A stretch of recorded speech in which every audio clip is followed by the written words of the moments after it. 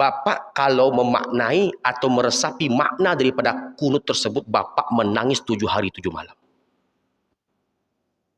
Dalam banyak athar, dalam banyak riwayat, Nabi tak pernah meninggalkan kunut sampai wafat.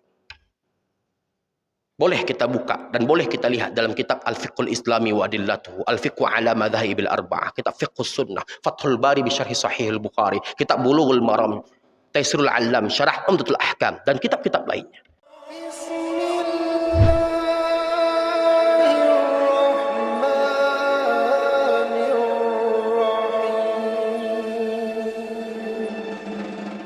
Membahas tentang apa yang ada pada di antara rakaat subuh, yaitu kunut. Nah, ini perlu didudukkan sedikit ini, insya Allah. Bagi mereka-mereka yang tak berkunut, berkunutlah. Karena kunut itu Bapak Ibu mendatangkan keberkahan. Kita nggak masuk kepada ranah khilafiyah, karena dalilnya sama-sama kuat. Kalau kita beradu argumentasi, maka saya siap untuk beradu argumentasi tentang perkara kunut tersebut. Nggak usah kita masuk kepada dalil-dalil yang banyak sekali, yang luar biasa sekali. Coba kita resapi makna daripada kunut tadi itu Bapak Ibu. Allahumma hdina fi man hadait, wa afina fi man afait, wa tawallana fi man tawallait, wa barik lana fi ma a'tait, wa qina bi rahmatika syarra ma qadait, fa innaka taqdi wa la yuqda alaik, wa innahu la yadhillu man walait, wa la ya'izzu man adait, tabarakta rabbana wa ta'ala. Bapak kalau memaknai atau meresapi makna daripada kunut tersebut, Bapak menangis 7 hari 7 malam. Dalam banyak athar, dalam banyak riwayat, Nabi tak pernah meninggalkan kunut sampai wafat. Boleh kita buka dan boleh kita lihat dalam kitab Al-Fiqhul Islami wa Adillatuhu, Al-Fiqhu ala Madhahibil Arba'ah, kitab Fiqhus Sunnah, Fathul Bari bi Syarhi Sahihil Bukhari, kitab Bulughul Maram, Taisirul Allam, Syarah Umdatul Ahkam, dan kitab-kitab lainnya. Nah, ketika kita meninggalkan kunut, maka kita ketinggalan atau meninggalkan keutamaan-keutamaan. Di antara keutamaan kunut, perlu Bapak Ibu ketahui, di antara keutamaan kunut, ya, tolong hafalkan ini Pak. Ya, tolong hafalkan ini Bu. Terutama bagi kita yang bermazhab Syafi'i, ya, dan kita mengikuti ulama-ulama Syafi'i, ya. Bagi kita yang bermazhab Syafi'i untuk Asia Tenggara, dengarkan keutamaan kunut. Ini akan saya bacakan dan ini saya nukilkan daripada kitab-kitab induk, kitab-kitab fikih, kitab-kitab besar, di antaranya Al-Fiqhul Islami wa Adillatuhu dan Al-Fiqhu ala Madhahibil Arba'ah. Di antara keutamaan kunut adalah yang pertama, akan diberikan perlindungan oleh Allah Subhanahu wa taala. Satu. Bapak tahu, Ibu tahu sejarah kenapa kunut dibacakan Nabi Muhammad SAW. Sejarah kunut itu bagaimana? Itu Bapak Ibu tahu alasannya kenapa? Apa alasan Nabi melakukan kunut?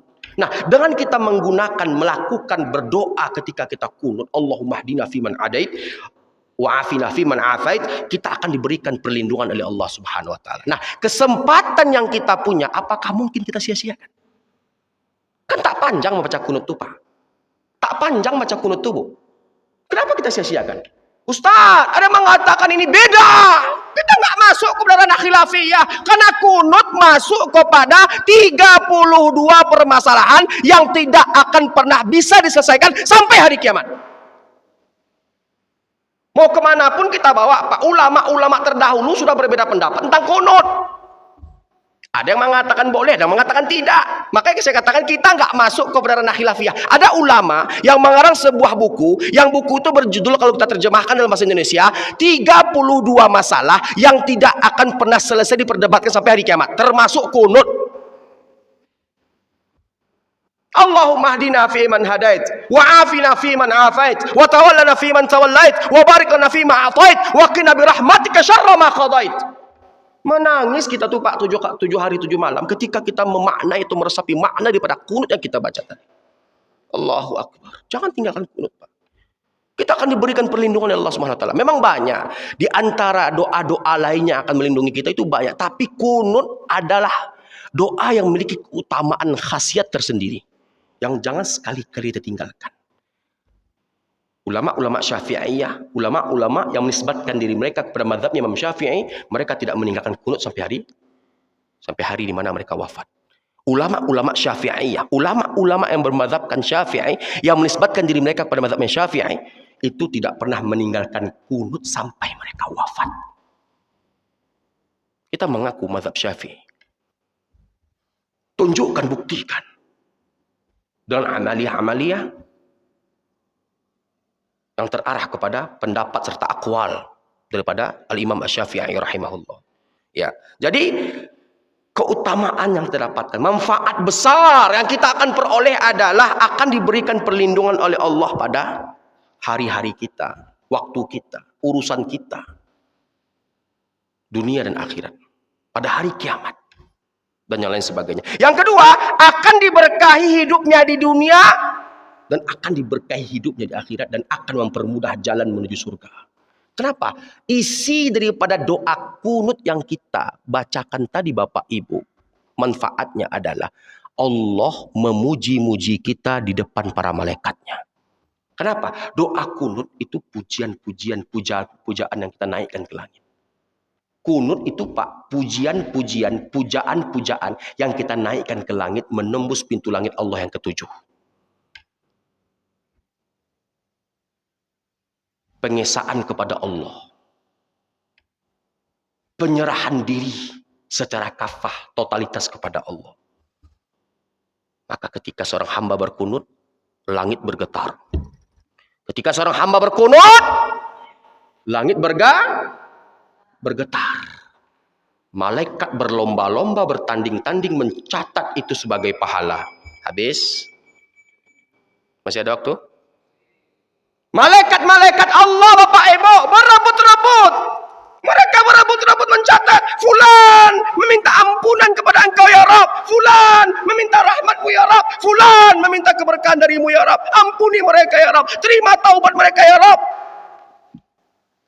Berlomba-lomba malaikat Pak. Berlomba-lomba malaikat Bu. Itu yang kedua. Akan mendapatkan keberkahan. Yang ketiga, kunut yang kita bacakan akan menjauhkan kita dari kejahatan makhluk-makhluk Allah. Kunut yang kita bacakan itu akan menjauhkan diri kita dari kejahatan-kejahatan makhluk-makhluk Allah. Ini baru dari satu sudut pandang. Belum lagi dari banyak sudut pandang yang lain. 3 tuh Pak. Saya ulangi, manfaat kunut diberikan perlindungan oleh Allah dunia akhirat, diberkahi hidupnya dunia akhirat, dan akan dijauhkan dari segala kejahatan makhluk-makhluk Allah SWT. Jadi jangan tinggalkan kunut. Nah, orang yang ketika istiqomah mereka berjamaah ke masjid, mereka akan mendapatkan 5 keutamaan, 5 keistimewaan. Mendapatkan cahaya, mendapatkan pahala, 1 langkah itu mendapatkan 1 ampunan, 1 pahala dan ditinggikan 1 derajat, mendapatkan pahala sholat sunnah fajar, mendapatkan keutamaan subuh, dan yang kelima adalah mendapatkan manfaat-manfaat dari kunut yang dibaca. Yang keenam, setelah subuh selesai, apa yang kita baca Pak? Apa yang kita baca Bu? Setelah subuh selesai, Astaghfirullahaladzim, Astaghfirullahaladzim, Astaghfirullahaladzim. Nah, ketika kita berzikir kepada Allah setelah subuh, baik secara berjamaah atau tidak berjamaah, ketika kita berzikir kepada Allah, kita tahu tidak Bapak Ibu, apa keutamaan yang kita dapatkan? Dalam hadis yang diriwayatkan oleh Imam Al-Bukhari dalam sahihnya dan juga diriwayatkan oleh Imam Muslim dalam sahihnya, Nabi Muhammad SAW bersabda, barang siapa yang membaca subhanallah seusai sholat 33 kali, alhamdulillah 33 kali, Allahu Akbar 33 kali, 33 kali 3 berapa Pak? Lalu dia sempurnakan dengan la ilaha illallah wahdahu la syarikalah, lahul mulku wa lahul hamdu wa huwa ala kulli syai'in qadir. Genap 100, Allah akan hapuskan dosa-dosanya, walau dosa-dosanya sebanyak buih yang ada di atas lautan. Nampak tuh Pak? Nampak tuh Bu? Allah akan hapuskan dosa-dosanya, walau dosa-dosanya sebanyak buih yang ada di atas lautan. Keutamaan yang keenam didapatkan oleh mereka yang memakmurkan masjid, memakmurkan rumah-rumah Allah. Coba lihat. Apakah ini berlaku untuk mereka yang sholat di rumah? Enggak. Di samping kita mendapatkan keutamaan itu, kita mendapat keutamaan lainnya. Imam Berdoa, Allahumma ajirna minan nar. Amin, kata jemaah. Allahumma ajirna minan nar. Kata imam, Allahumma ajirna minan nar. Allahumma hasibna hisaban yasira. Allahumma hasibna hisaban yasira. Allahumma hasibna hisaban yasira. Allahumma ghafir lana dhunubana wa khatayana. Yal aziz, yal ghaffar, yal fattah, yal alim, ya dzal jalali wal ikram. La ilaha illa anta subhanaka inna kunna minadh zalimin. Di saat itu Bapak Ibu yang dirahmati Allah, malaikat beruntun-runtun, bertanding-tanding, berlomba-lomba meminta kepada Allah agar dikabulkan doa imam dan agar dikabulkan permintaan makmum. Jangan salah-salah Bapak Ibu. Umat Nabi Muhammad adalah umat terhebat di antara umat-umat lainnya. Ibadah mereka simpel, hasilnya luar biasa. Nah, kalau sholat di rumah, Assalamualaikum warahmatullahi wabarakatuh. Assalamualaikum warahmatullahi wabarakatuh. Langsung terbang ke atas kah? Boom, tidur lagi. Nggak sempat berzikir. Kadang Assalamualaikum warahmatullahi wabarakatuh. Assalamualaikum warahmatullahi wabarakatuh. Langsung ke HP.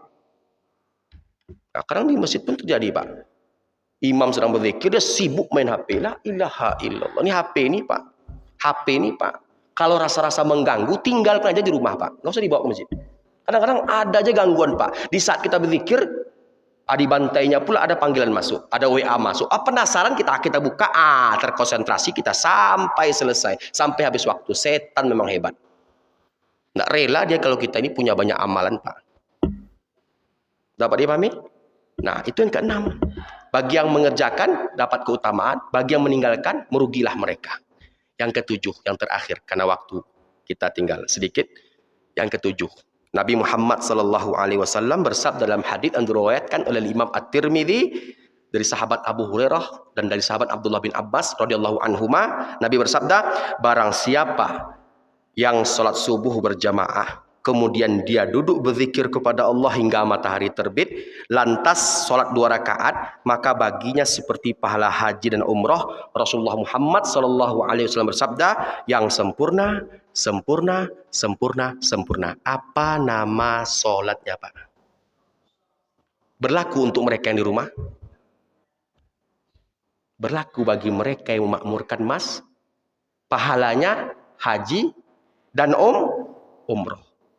Saking sempurnanya Bapak Ibu, Nabi mengatakan sempurna itu 3 kali. Sempurna, sempurna, sempurna. Kalau kita berulang-ulang berkata, Bu, itu menegaskan, meyakinkan atau bagaimana? Sempurna, sempurna, sempurna. 2 rakaat isyraq, 2 rakaat syuruk. Nah, dari 7 keutamaan, dari 7 keistimewaan ini perlu kita ketahui hanya didapatkan oleh mereka-mereka yang memakmurkan masjid, mereka-mereka yang senantiasa hadir di rumah Allah, mereka-mereka yang punggung-punggungnya kelihatan di rumah Allah, mereka-mereka yang menggapai ridho Allah sampai hari kiamat. Maka oleh karena itu, merugilah mereka-mereka yang tak berjamaah ke masjid. Merugilah mereka-mereka yang meninggalkan masjid. Merugilah mereka-mereka yang jauh dari masjid. Karena masjid bisa menjadi saksi nanti di hari kiamat akan keistiqomahan seorang hamba. Bapak yang duduk dari ujung sana, ibu yang duduk di ujung situ, bapak yang duduk di ujung sana, masjid bersaksi di depan Allah. Saksi di depan Allah, tikar bersaksi di depan Allah, dinding-dinding bebatuan bersaksi di depan Allah bahwasanya kita hamba-hamba Allah yang senantiasa menghabiskan waktu di rumah-rumah Allah, dan malaikat membentangkan sayap-sayap mereka untuk mereka-mereka yang menghadiri majlis-majlis ilmu di rumah-rumah Allah, yaitu masjid. Tetap semangat, jangan kendor para pejuang-pejuang subuh, para bikers subuh, para mereka-mereka yang konsentrasi untuk menyiarkan kembali rumah Allah. Doa kami menyertai kalian. Ingatlah, sungguhnya Allah bersama kalian, dan jangan kalian risau, jangan kalian galau. Allah bersamamu, dan insya Allah setiap langkah kakimu akan diberikan keberkahan oleh Allah Subhanahu wa taala. Takbir. Ila hadratin Nabil Mustafa Muhammadin sallallahu alaihi wasallam. Al-Fatihah.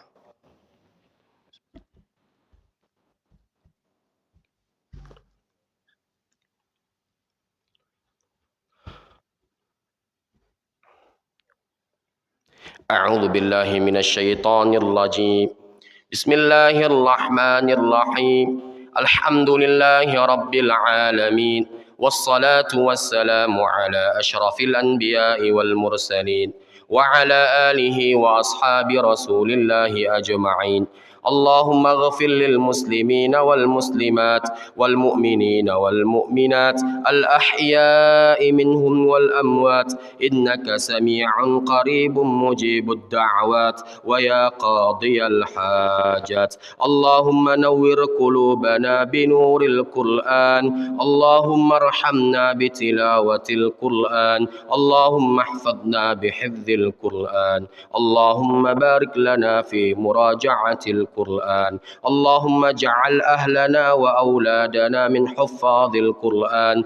اللهم يا مقلب القلوب ثبت قلوبنا على دينك، اللهم يا مصرف القلوب صرف قلوبنا على طاعتك. اللهم حاسبنا حسابا يسيرا، اللهم حاسبنا حسابا يسيرا، اللهم حاسبنا حسابا يسيرا. اللهم أجرنا من النار، اللهم أجرنا من النار، اللهم أجرنا من النار.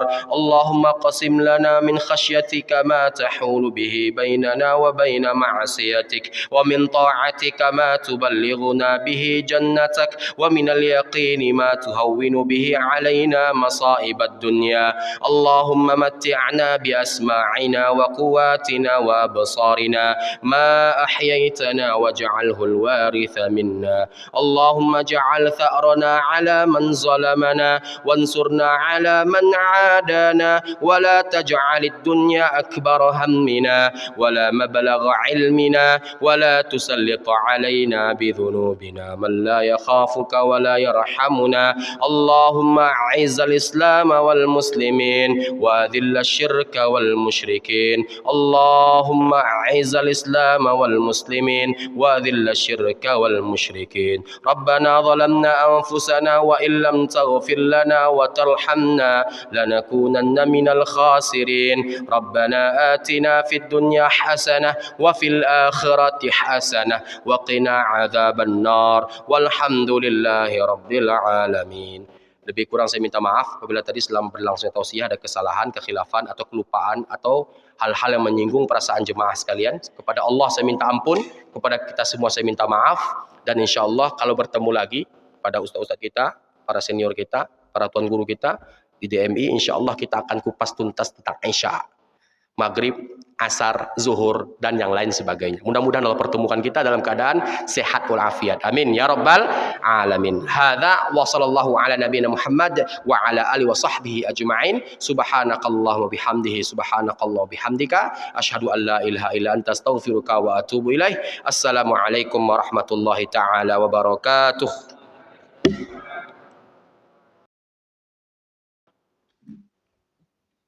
Alhamdulillah Rabbil Alamin. Jazakumullah khairan katsiran Sayyidina Muhammad Ustaz Ulam. Terima kasih atas apa yang